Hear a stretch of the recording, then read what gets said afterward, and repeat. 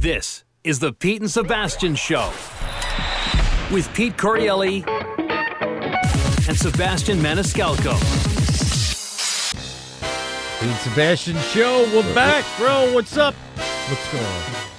I don't know. My head is a little scrambled right now. What's going on at the Correale house? Is there any disputes or arguments or anything fun that? I'm in the middle of I haven't said one way or another, but I'm toying with lying to my wife about a white lie. And let me walk you through this.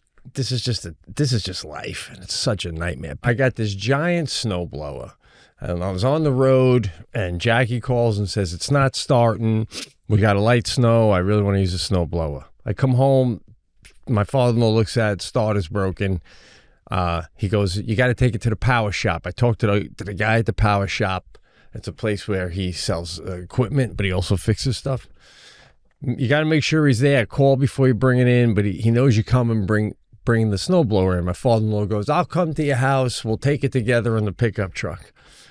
So, okay, I can't do it one day, and then the next, finally when I can do it, I'm like, I'm not going to call my father-in-law. I'm going to hook up my trailer, which I'll show you the photo of in a second. Took these two giant beams, ran them down like a ramp, and I'm wheeling this snowblower up. And I almost get all the way onto the trailer, and I can't get it the rest of the way. I'm afraid I'm going to throw it my back. And I see the beams sagging from the weight of this goddamn snowblower. And I'm like, if these beams snap, this snowblower is going to land on my body. I'm going to be fucking paralyzed by a snowblower, right? So I wheel it back down. I turn around. Long story short, I get it to the place. Guy looks at it. He calls me up and he says, your electric starter's broken, but you can still manually start it and you're good to go for a bunch more years, bro. Just come back and get it. I'll show you how to start it. So I go back 2 days later. I've got my trailer again. We're outside. He shows me how to start it. He goes, yeah, don't worry. The starter, the electric one is broken, but as long as you keep it warm, use this. How much? You don't owe me anything. I gave him a tip. He helped me turn it on and drive it up onto my trailer. What a nice guy. All good to go. Now I'm driving home. Now, Patrick, you can show this photo, right? Check out this photo. That's my trailer. You see my trailer? Mm-hmm. Now, that's from World War II. I think I talked to you about this in the past. It was an ammunition, like they'd attached that to the back of a Jeep in World War II to carry ammunition around on the battlefield or wherever. I'm driving that home, back side roads by me, doing 30. And there's a car like riding my ass. And I don't want to be that guy slowing everybody down because I got a hitch. So I'm like, I'm doing 30. I'm making sure of that, right? And that person eventually turns. But that's my point. I'm like, I'm on it. I'm not being puttering along. I'm cranking the radio. I get down the road and I stop at a stop sign. I just happen to look in the fucking mirror. My fucking snowblower is in the middle of the road about a quarter of a mile back. The whole thing rolled out of the back and it fell on its side and I didn't even know. And I'm like, holy shit. Now I got this stupid army trailer. I can't just slap this thing in reverse and turn around. So I turn into the first driveway I see, right? So I turn into the driveway. And as I'm trying to back the trailer out, it's such a nightmare. Every time I back out, it's jackknifing. So I got to drive it forward, straighten it out, try again. Meantime, I see a guy drive by in his truck and he sees this thing laying in the road. Then he gets out and I'm like, animals, bro. Animal, like first car that drives by and sees a snowblower in the road, picks it up. Not even like, you think maybe 10 minutes later, someone would finally be like, whose is that? But no, this is the new America. You drop something out of your truck, 5 seconds later, the next car's gonna, right. So I can't back this thing out. I keep trying. So now I gotta roll down my window and yell out to the guy because now he's out of his truck. He's doing one of these where he's looking at it and looking around, looking at it. What is this move? What is this move? If you're looking around, you know you shouldn't be taking it, right? So I'm yelling, yeah, that's mine. I can't turn the thing around, but that's mine. And I'm not saying it like, don't take it, it's mine. I'm saying it like you're probably wondering why it's in the middle of the road. I'm like, yeah, it's mine. And then he goes, yeah, no, like that. I'm like, yeah, no, guy, you're not happy to help. In your head, you're like, you thought you had a snowblower. And now, you know, not only do you not have a snowblower, now you look like a jerk if you don't help the guy whose it is, right? Yeah. So I finally turn around and I pull up, and now there's another car that stopped, and he gets out, and I pull up the other car. That guy goes, "Need help with anything else?" And I saw Ben once, anything else? What did you do up till now? And why are you getting out? Holy shit, did someone get shot? It's a snowblower in the road. Everybody relax. It's going to be in the front page of the news. So I go, no, good, thank you, though, right? So he drives off. Now, the guy with the white pickup ends up being a guy named Sid. Nice guy. I set up my beams, and he helps me roll it back up and get it back onto my trailer. And then he's like, why didn't you close the trailer hitch door? Is it broken? And I'm like, it's not, Sid. I just didn't think it would roll out. I'm very embarrassed, but thank you. He was right, so I latched it. So I get home, and I take it out. I roll it down on my driveway, and I hand yank it like the guy taught me, and it starts right up. So I'm like, nice, still good to go. And then I go to put it in drive, and it won't go forward. It won't go back now. You gotta roll the whole thing.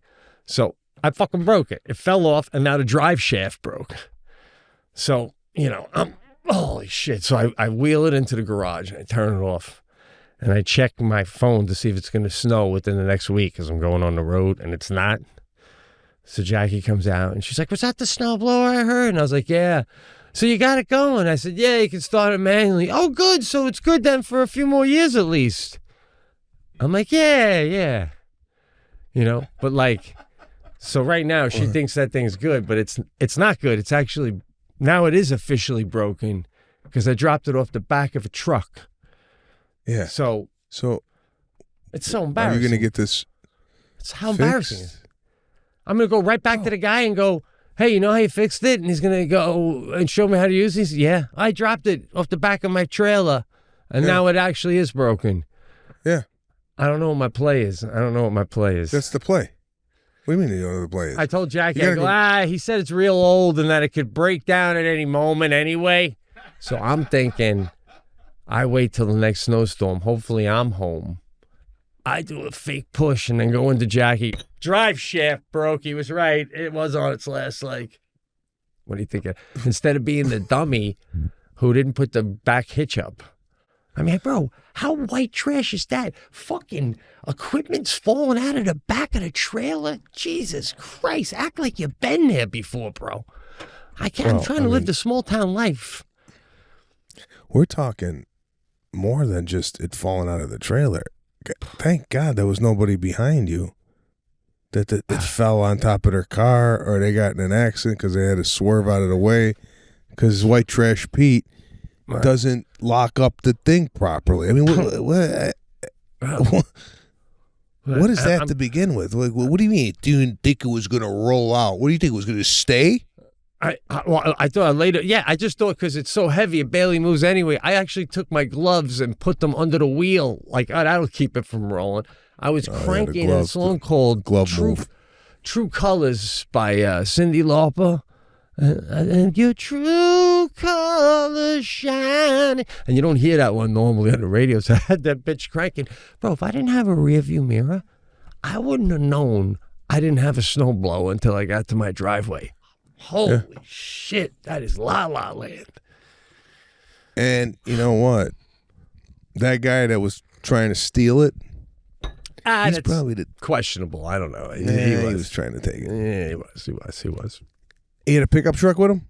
Oh yeah, big white one. Oh, that guy's taking shit out of people's garbages left and right, believe me. This is the type of guy that would have took your snowblower home, right?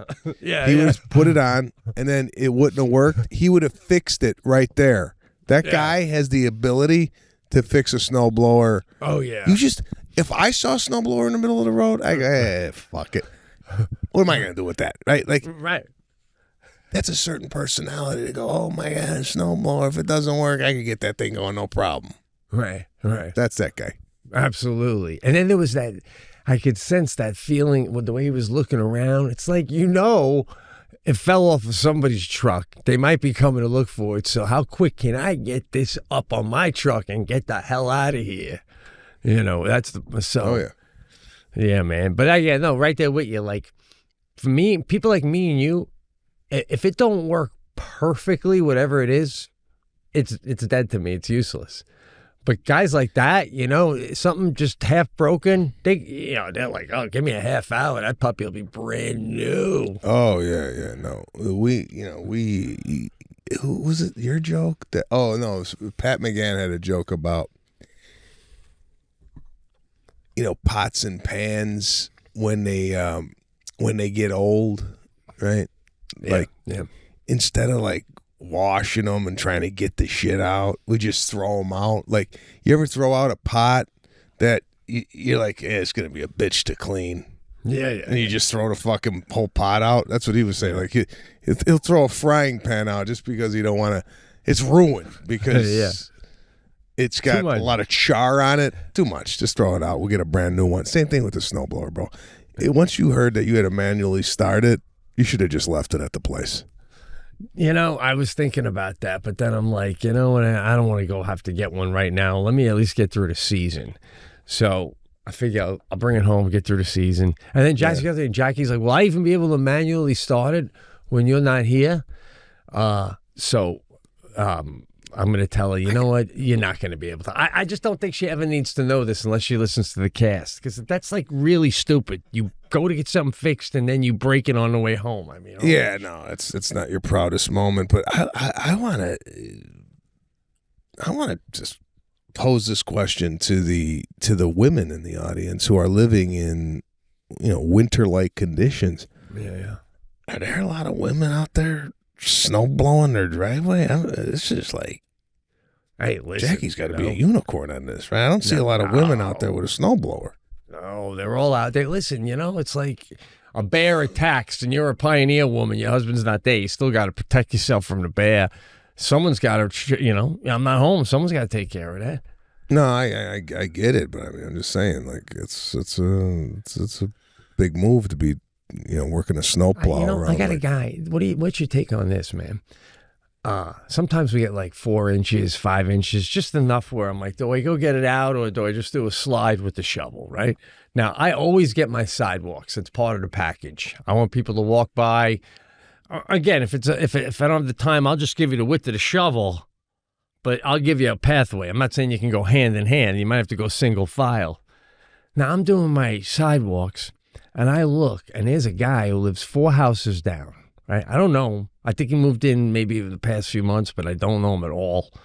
He's got the four-wheeler, four-wheeler thing that people use, but he's got a plow on it. Now, the house right next to me is a professor, a woman, and he comes down the sidewalk clearing it all. I see him, stops right after her, right where my property starts, turns around, goes the other way, and I'm like, now, does this guy think I don't want him to do my sidewalk, or is this guy like, nah, I seen that guy stand up. He's a dick. I ain't doing a sidewalk. I felt like it was on purpose, man. I felt like it was a statement. Definitely. Yeah. He don't like you. He doesn't like me. He don't like you. Yeah. That's a big move. If you're gonna do that, if you got one of those, you have one of those. Yeah. Wouldn't it be fun to just do the whole block? I know. I got another neighbor who has one, uses it sometimes. I love when he does it. He does the whole town, man. And then I got one of my close friends, like friend of the family close, real good guy. When it's a big storm, I'll just look out sometimes in my house. He just pulls up with his plow, does a back out with his pickup truck. Just one shot, boom, my driveway's nice. That's so nice. That's nice when you got move. that, when you got a plow connection like that. Nice so move. That's where we're at with that. Yeah, that's where I'm right now. I'm in the middle of a half lie. Not really a lie, just didn't tell you what really It's went not a lie. down. You're not divulging the truth. That's all. I won't worry about it. It's working. I was like, yeah. I could say yeah because I'm like, you're not going to need it for a while, so yeah, for now. Yeah, it works, but not fully. I want to get your take on this. I'm going to tell you where I'm at in my career. Okay. Mm-hmm. There's just different levels. Coming out of a restaurant the other night, and I'm going to get into my car. There's paparazzi there. Right? Yeah. Now, what city? Where were you? In L.A.? Beverly Hills. Oh, okay. You're in. There's one paparazzi there. Now, when Kim Kardashian comes out of a restaurant and there's paparazzi, the flashes start when she's still in the restaurant. So when she's coming through the doors, it's lightning, right? Right? Yeah. This is where I'm at. This guy ain't even there for me. This guy's looking to probably click somebody that he came for, right? You're like when you go fishing and you pull it up and they go, "What is it?" You're like, "I don't even know." And they're holding it up. You gotta wait till the captain comes over. He's yelling, "Oh, that's a dog down in our fish. You throw that back." We don't even throw that back. There's exactly. Hey, this guy. I come out and I see the guy, and he recognizes me, and it was like, if I was him, he was like, I don't know, maybe it's worth some money. I don't know. Let me just get it. Let me just get him, just in case someone. Right? So there's people waiting for the valet, right? And I'm getting flashed up. So I go, it's about time. I've been waiting for this moment, right? I'm giving the guy all he needs. You know, like some people go in the car like this. I'm out there. Get it. Take it. Right? This like, might can I give you an email? Can you send me some of the bro? This is we asked the paparazzi to take our photo with our camera of the group that I went to dinner with. Oh my God. I go, Lana's like, we should get a picture. I go, get one with him. I go, we were using this guy as our personal photographer. That's great. That is Most great. people don't even want to talk to the paparazzi. I'm sitting there. This guy was like, all right already. Get in the car. He was like, listen, I can't be doing this with you, and then a Kardashian comes out and I miss it because I'm getting your Christmas photo here. Now, some of them, I know some of them call ahead of time. Do you think if you called and said, like, I'm in the Ivy and I'm coming out, you think they'd be like, we know, we don't, like, or do you think like they're like, get a team over to the Ivy? Like, because I know a lot of those people call the paparazzi, bro. You don't call them, so. Call them. It's part of the move. It's part of the public move. It's what you do. I think if I called the paparazzi and I told them, listen, I'll be at the Peninsula tonight and I'll be coming out around 8:30. They'll go, thank you. Have a nice dinner. There's no value to the photo. Okay. None whatsoever. Now, did you really say, you really did say that to them jokingly? You said, we're about time, where are you? I go, it's about time, you know, and like I was just goofing around, you know. I know, but knowing you, did you have a moment later on, laying in bed or the next morning, where you were like, nah, I should have played it more like act like you've been there? Was there any no second guessing it? That was me to a core. Like,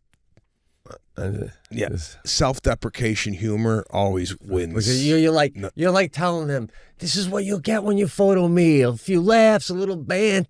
Yeah, no, I just say I'll you know, I'll do. Oh, they don't like that though.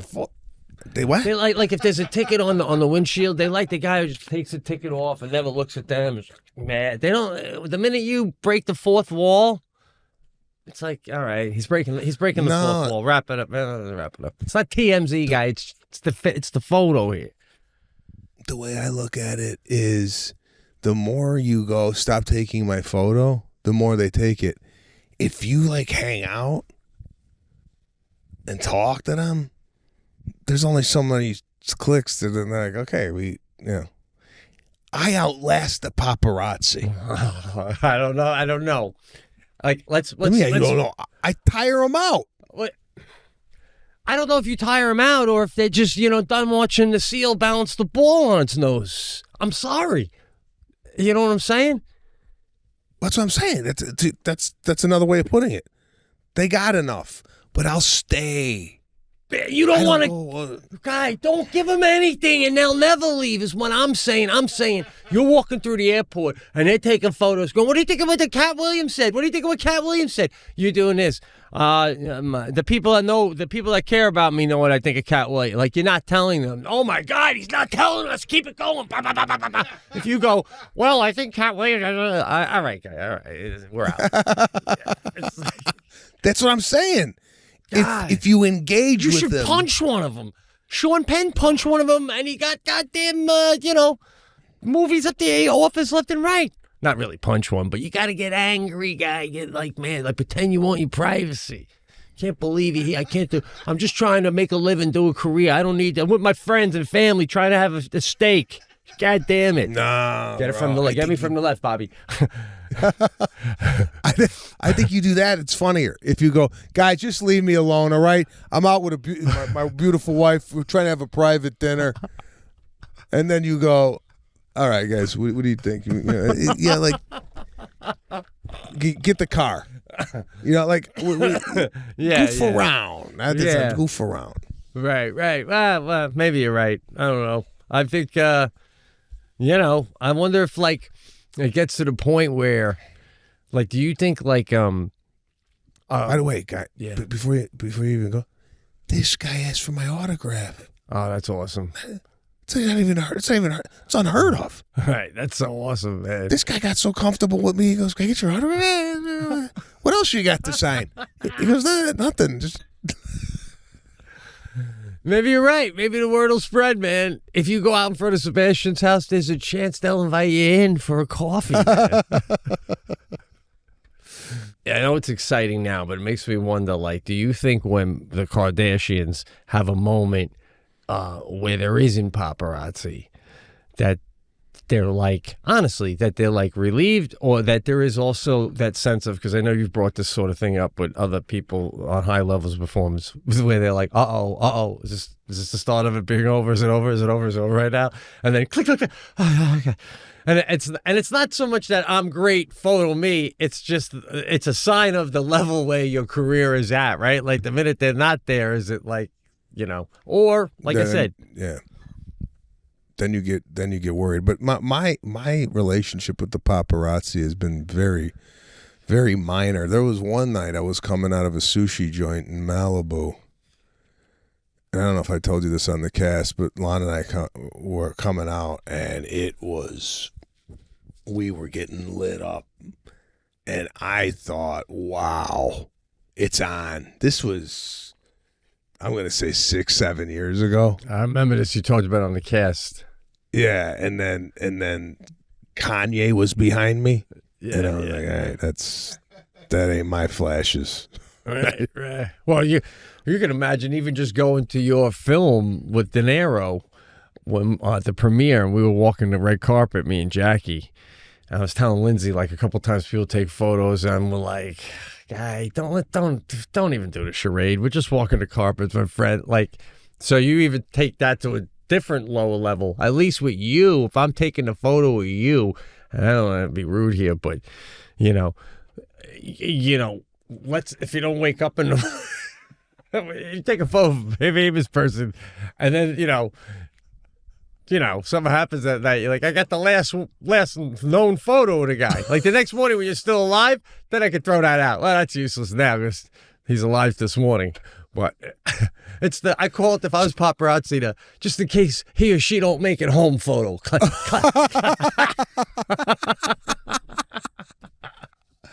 Oh my God, the last photo seen alive. Yeah, that's got to be worth something. Yeah, before John Lennon got shot, there was somebody right next to him. Hey, John, can you smile? Click. It's all right, a little foggy. Pow, pow, pow. Holy shit, $1 million. $1 million, right? That's why they're probably filming Kardashian before they even come out, because if they come out and trip on the door frame coming out, oh my God, we didn't start shooting yet? Come on, that's gold. That's a crazy yeah. life. That's a crazy life. Always on. Always have to be. Did I tell you that I went to the golf committee meeting? Did I tell you this last time? Yeah, you had that meeting with them. We're waiting to find out how that's going. Any updates with that? I'm playing golf this Sunday. Yeah, my golf game is not good, bro. What happened? Like, well, does that affect membership? Put it this way: the guy sponsoring me goes, "Have you taken any lessons since we last played?" Bro, you're playing for membership right now. I mean, yeah, like, I'm the guy at the club that they might avoid if I get in. Like, you play with Maniscalco yet? No, why? It just takes 5.5 hours. He's looking for his balls. Play 9. You know. Play 9. If you're gonna play with him, Yeah, no, not. I think 9's the way to go. By the time 9 comes around, they're like, all right, like they could figure out. Jesus Christ, we got another 9 with this guy. If it ends at 9, they're like, all right. That's digestible. This is like, oh man, this is nerve-wracking, man. Knowing what you're playing for right now. Let me ask you a question. In all honesty, when you play 18 holes, do you ever have possibly in one of those 18 holes where it gets to the point where it just pick it up, like, or do you? Oh really? Yeah. Sometimes, like, the amount of times it strokes is so high that they're like, we're in double figures, guy. Just pick the ball up. No, I do it before that. Listen, I'm a great guy to play golf with because I know my abilities and I don't try and fake it. So if I launch one into the weeds or whatever, I ain't one of these guys that goes in there, combing grass to find the ball. Yeah. I look, if I can't see the ball as I approach, I take another one out, I throw it in the fairway, keep it going. Just let's move, bro. We ain't looking for balls here. This ain't the Masters, I understand that, but I feel like, especially at a country club at this level, if you can't finish every hole without maybe stroking so high that it's just ridiculous, are we even golfing together? It's almost like I'm playing basketball and you're running next to me. And yeah, you're not making it inconvenient. You're like not even playing. You're like, if I hit it in the woods, I don't go get it. Well, that's good, but we're still not playing together. We're supposed to walk to our balls and chat. You're just like next to me with no ball, drop, beat it. This is a public golf course behavior. You got your game is public level, bro. It's public level. No, believe me, I'm not saying it's country club level whatsoever. But can you get a speaking, membership where nobody has to play with you? Membership, like, you won't ask until you're better. Is there an obligation if you're in and you show up and there's someone else, they only have 3? Do they go, fuck, he's here with a single? Shit. I might be that guy. I don't know. You're a fun guy and a great guy, don't get me wrong. But the golf level, it's like... No, the golf level, like... You know what kind of golfer I am? Yeah. When I hit it, my question is, anybody see that? That's the first thing out of my mouth. Like, the trajectory of my ball is so awful where your eye would naturally go to watch a ball. My ball don't go in that.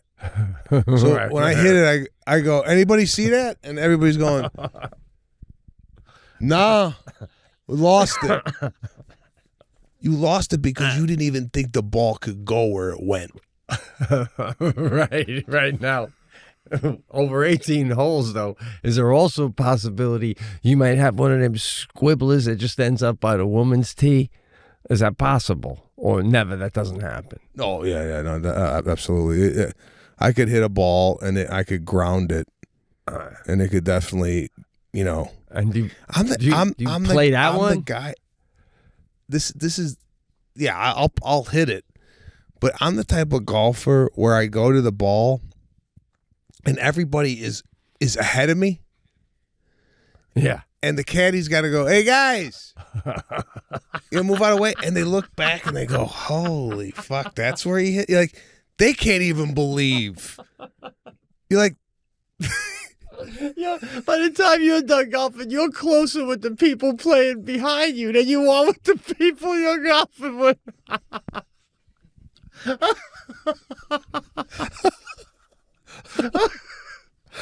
Oh, shit. Oh, man. So, like, when do they let you know if you're in or not? And who let you know? And if it's no, you're not in. I mean, who's getting that on the way out the door?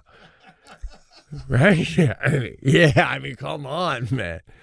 And what do you go now? You go to another place, and they go, we heard Wing Foot didn't let you in, so obviously, why would we? You're like, well, those guys didn't understand me like you guys do. Like, if you don't, like, do you have a backup? Do you have your like community college golf license? I got no backup. It's this one or that's it. I mean, listen, I don't think I'm going to get denied membership on this, but I definitely have to improve my golf game. Improve my golf game. Should call that paparazzi guy, ask him to meet you by the entrance and start snapping away as I'm going in.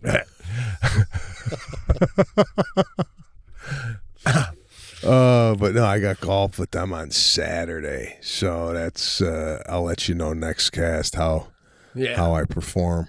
Now, if you're a member there, like, do you bring Lana there for lunch, or is it men only? What has? Yeah, all right. So it's not unheard of to bring the wife there, and no, you could bring kids, family there. It's not like, so kid family driven. However, sure, you could bring your family for dinner, and they got tennis and pickleball and whatnot. But it's not like so geared. It's like more of a kind of a men's club, I would say. Right. I mean, you said there's no pool, right? No pool, no. So there's really no reason. I mean, maybe kids come for eating, but there's nothing for them to really do. Yeah, there's not like a lot of activities for kids. Maybe they'll have like an Easter egg hunt on Easter and stuff like that. But yeah, so I'm in the process of that. I wonder how many times, like, if you brought your wife, if the other members go, he's bringing his wife too much. We know no. That could happen too. You don't know. You don't know with this stuff. Feel it out. Well, good luck, bro. Good luck. Seriously, man, because I want to come check it out, man. So, no, I'm the type of, like, if I bring you there, I could possibly lose my membership. Bro, I thought you were going to go the opposite and go, I'd probably get accepted on the spot. Like, well, I mean, bro, your charm your I game, lose, bro. What? Your golf game is, I mean, come on. I mean, you're better than I thought you would be, but as far like if I brought you, that means both of us would suck, and they'd be like, Jesus Christ, he ain't even bringing guests that are good. That's true. But I do have to say, you were better than me, but not as much. I thought you'd be like significantly better than me. I was a little. Yeah, no. Yeah, I mean, I thought like you would never shank a ball ever. It was really hot. It was really hot though too. It's the heat. Yeah, it was brutal. The heat, bro. Yeah, I could see the sweat in my eyes. Yeah, it was dripping, and I was getting particularly lucky in that short period too. But because that's the thing, it's like the one thing to shank it in the woods is one thing, but when it just trickles 10 feet forward, and you're looking at these guys going, "What's the call here? Do I play it? Do I not play it?" Like it's so embarrassing.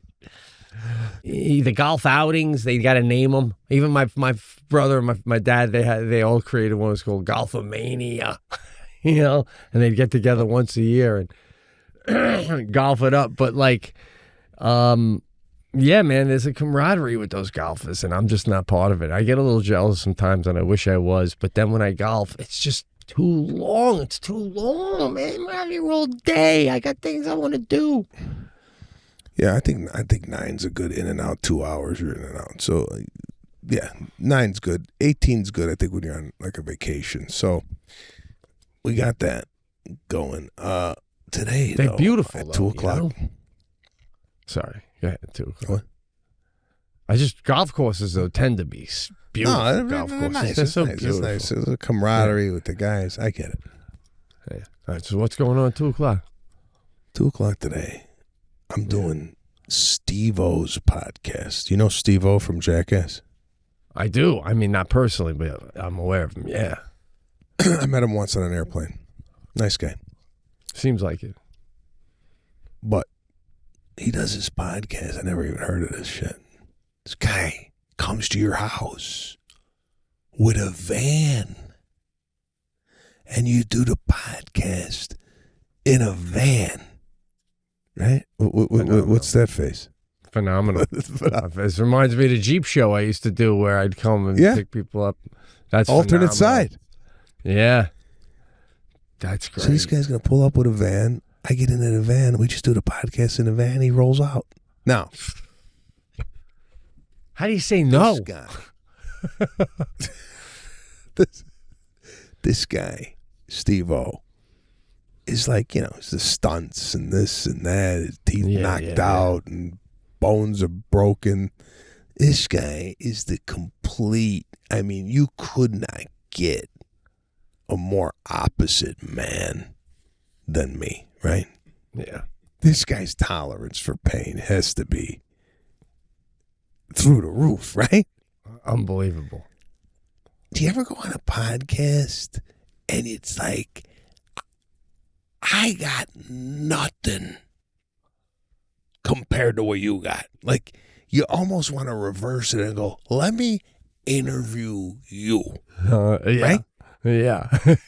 Right. Yeah. Like, yeah.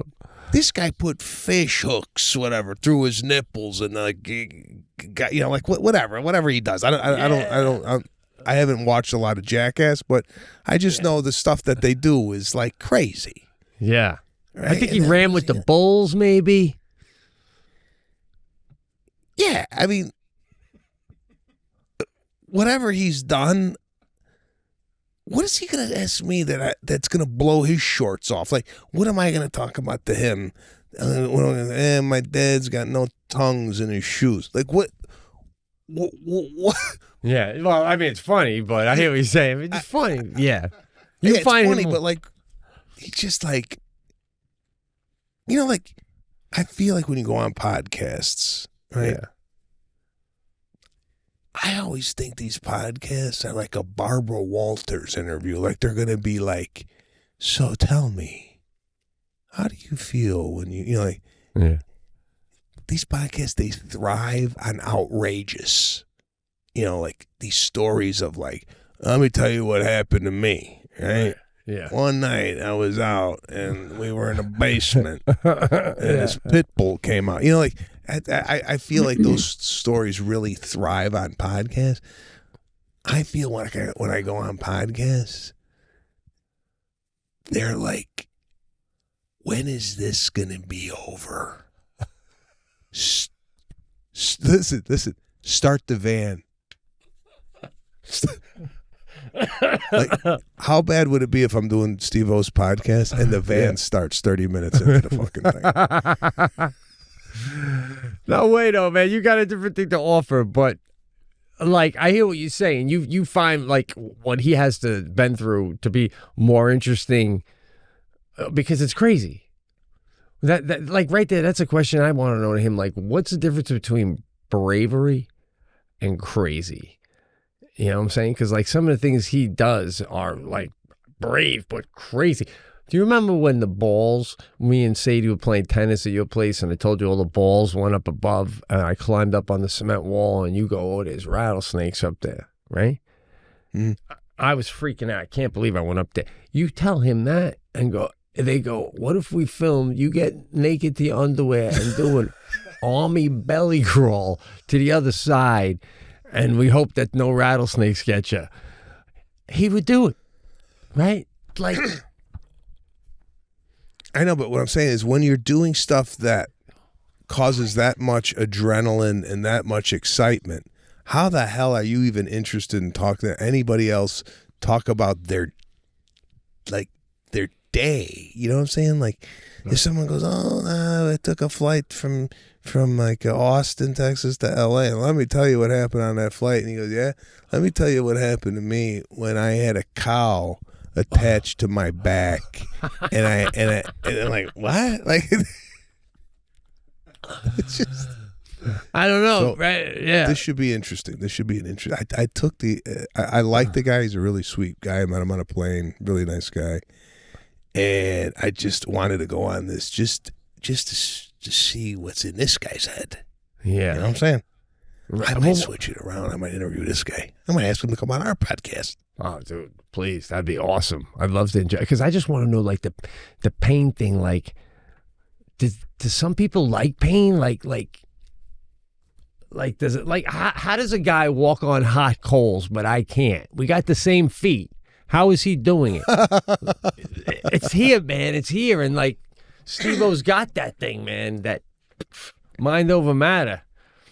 Yeah, Anyway. no, yeah. This should be an interesting podcast in the van. Absolutely. Here today, 2:00. It should move us up one notch. All right. Well, I'm coming out, man. We're going to do some great. Can we tease who we got? The one freaking legend, the one and only Jay Leno. You know what? Can't believe you got him. I'm sitting there. I go, who could we have, right? And I got Jay Leno's number. I mean, Jay and I, I've been on his show a few times, and actually, it was on his car show too. We did a car show together. Yeah.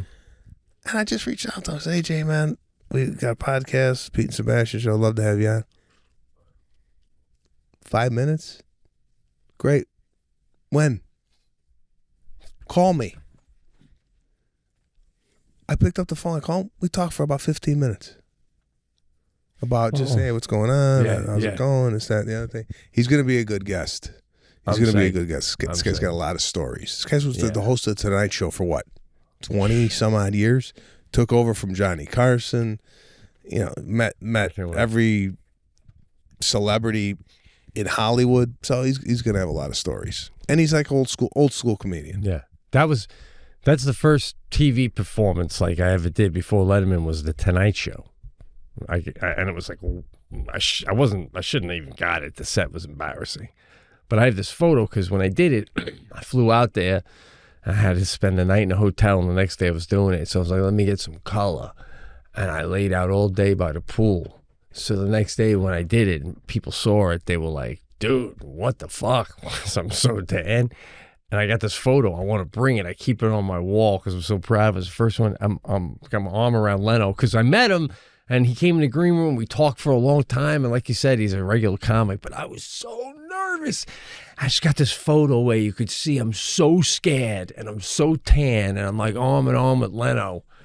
And like I can't wait to get a normal photo with him without freaking out. Yeah, I'm psyched, bro. He's freaking a legend, man. Yeah, it's gonna be good. It's gonna be a good one.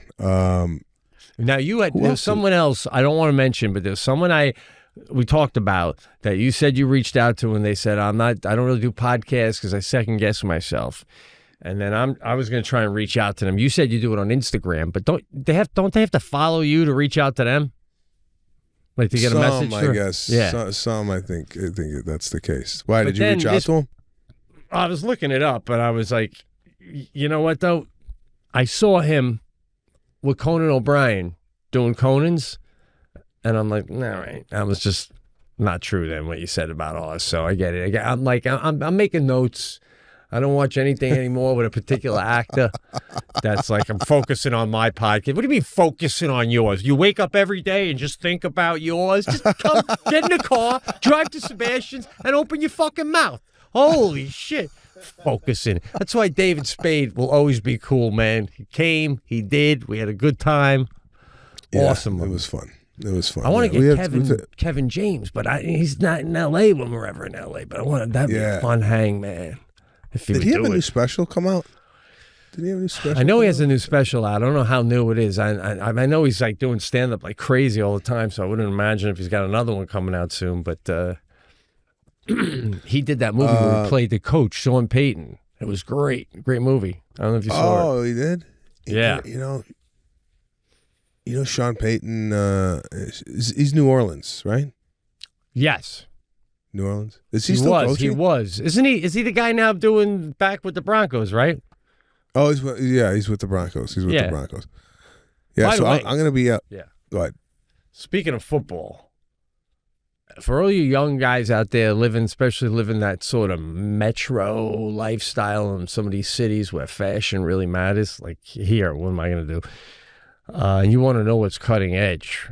I don't know if you see Watt and his co-host doing football on the weekends. I mean, it's like half football commentary, half men's fashion show. I mean, did you see the beige trench coat Watt had the week of the AFC Championship game? No, I missed it. With a beige turtleneck. I mean, just looking good, looking lean. He's looking very lean, in like a. The guy should be doing action movies, man. But anyway, it's like obviously there's a contest who can dress cooler because these guys are tearing it up with the outfits. Yeah, no, they got a lot of style on these shows. I'll be in Vegas for the Super Bowl next week, and Watt will be there. I'm doing shows there at the Wynn. So the Super Bowl weekend. Yeah.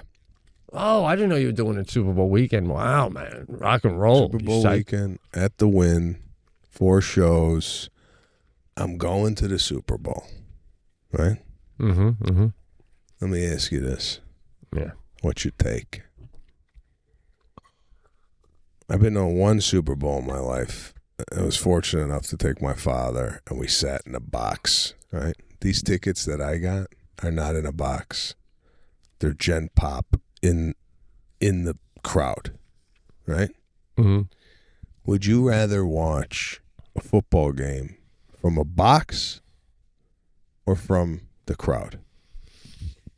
Well, again, it depends. If it's my team, from the crowd. If it's just a game, box will be nice. All right. Yeah. So we'll see. We'll see how this all works out. Right? Well, yeah. And I can't give you any more information. I can't give you any more information because there's a lot going on here that I can't get into right now. I'm going to have to get into it after the game. Mm-hmm. All right. Then I'll let you know how this all works out because there's a lot of moving parts to this. I bet, man, it's going to be a who's who all over the place. It should be a really great weekend. I'm going to be doing a lot of press there on Thursday. Yeah, Thursday. So I should have a lot to talk about the next time we get on here. But wow, I got to bolt out of here, bro. All right. There you have it, guys. Thanks again tuning into the Pete and Sebastian Show. You got any dates coming up you want to I know you were chirping on Instagram. I don't know where we're at with when this is going to air, but PeteCorreale.com. I got Toronto coming up, Montreal, San Diego. As I said, you go to PeteCorreale.com. More dates are added, and get your tickets. Thanks for everybody who's been coming out. It's been fun, man. So there you go. There you have it, SebastianLive.com for ticket information in regards to the tour It Ain't Right coming July 2024. And a lot of exciting things in the pipeline here. We'll get into it next week right here. Pete and Sebastian.